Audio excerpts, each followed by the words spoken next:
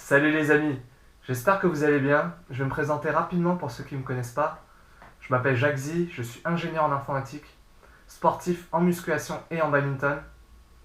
Je suis passionné de nutrition et ma mission est de vous prouver qu'il est possible de manger sainement et équilibré. Dans cette nouvelle vidéo, on va parler des glucides. Je vais aborder ce thème en 4 grandes parties. Première partie, l'utilité des glucides. Deuxième partie, le processus de transformation de ces glucides. Troisième partie, où est-ce qu'on stocke ces glucides. Et enfin, je vais vous expliquer comment faire pour ne pas stocker le surplus de glucides. À quoi servent les glucides? Si on reprend la métaphore de la voiture, les aliments que l'on consomme, c'est notre carburant du corps humain, c'est notre principale source d'énergie. On distingue deux types de glucides. Il y a les glucides simples et les glucides complexes. Pour les glucides simples, ils sont composés par du glucose ou du fructose ou du lactose, comme par exemple le maïs, les fruits, le sucre blanc ou le lait. Pour les glucides complexes, ils sont majoritairement composés d'amidon. C'est ce que l'on retrouve dans la plupart des féculents. Par exemple les pâtes, le riz, le pain, les lentilles et le pois chiche. Je vais maintenant vous parler du processus de transformation des glucides dans notre organisme.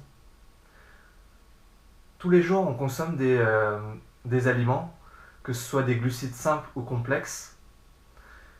Ces glucides vont avoir un impact sur notre taux de sucre dans le sang, que l'on appelle aussi taux de glycémie. Chaque aliment a un indice glycémique, que l'on appelle IG. Cet IG, ça représente l'influence d'un aliment sur le taux de sucre sanguin. Lorsque l'on consomme trop d'aliments, il est possible que l'IG monte drastiquement, d'où les pics de glycémie que l'on peut faire après chaque repas vraiment trop copieux. Comme vous avez pu le remarquer, vers 14h-15h, on a des coups de barre et lors de la digestion. Pour éviter de faire des pics de glycémie, notre corps est très bien fait. Il a une hormone qui s'appelle l'insuline, qui va permettre de faire baisser le taux de sucre dans le sang. Cette hormone va jouer le rôle de régulateur et il va faire baisser le taux de sucre dans le sang pour qu'il soit stable. Sur le court terme, l'insuline va favoriser le stockage des graisses. C'est pour cela que si on fait trop souvent des pics de glycémie, on aura tendance à grossir. Sur le long terme, si on explose le quota de glucides journalier, l'insuline va diminuer et donc cette hormone ne va plus jouer son rôle de régulateur. Et si c'est le cas, on aura des maladies qui vont se développer comme le diabète de type 2, de l'hypertension ou d'autres maladies cardiovasculaires. Maintenant, vous vous demandez où est-ce qu'on stocke tous ces glucides. On a 70% des glucides qui sont stockés dans les muscles, 30% dans le foie. Comme vous pouvez l'imaginer, le stockage n'est pas illimité. Tout le surplus de glucides sera stocké dans les cellules adipeuses, c'est-à-dire dans les graisses. Je vais vous donner quelques conseils pour éviter de stocker dans les cellules adipeuses, c'est-à-dire dans les graisses.